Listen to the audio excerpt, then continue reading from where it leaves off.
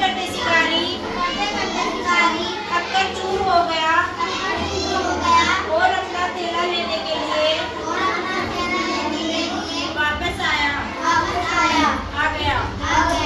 लेकिन उसने देखा कि थैले तो जाल की तरह कटा हुआ है। तभी उसमें कछुआ भी नहीं है।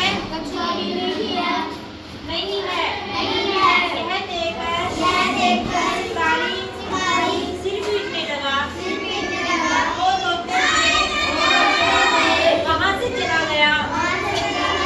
शिकारी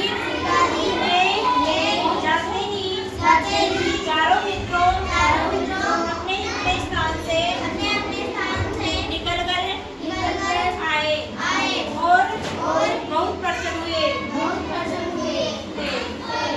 अब इससे क्या होता है कि अगर है ना अपन दोस्त अच्छे बनाए ना तो वो अपन कहीं संकट के टाइम में उसमें काम आता है। अब जैसे ये है ना कि हिरण को जब शिकारी ने जाल में फंसा लिया था ना, तब उसको काटने के लिए कौन आया? चूहा आया। अब चूहे इतना वो था कि इतनी दूरी पे चल नहीं सकता था, चूहा आया था। लेकिन वो है ना कि इतनी दूर नहीं चल सकता तो उसको लेके कौन गया?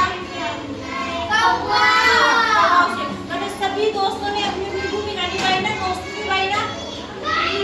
कछुए को जब वो थैले में पैक कर लेता है और उस थैले को मतलब उस कछुए को छुड़ाने के लिए हिरण है ना उस शिकारी को अपने पीछे पीछे लेके जाता है। तो हिरण को कछुए को तो भूल जाता है, वो थैले को रख के भूल जाता है और हिरण के पीछे पीछे निकल जाता है। वो हिरण बहुत दूर लेके चला जाता है उसको। हिरण ना जैसे उसके पीछे से मित्र थे ना जो चूहा वगैरह थे, तो उस थैले को भी काट देते हैं। थैले को काटने पर तो कछुए को बाहर निकाल लेते हैं, तो वो वहाँ पे उसकी दोस्ती काम आई ना। तो इस वजह से हमें अच्छे दोस्त बनाने चाहिए ताकि जो हमें जब कोई जरूरत पड़े या फिर हमारे संकट जैसी कोई भी स्थिति पैदा हो ना अपनी लाइफ में तो वो काम आ सके।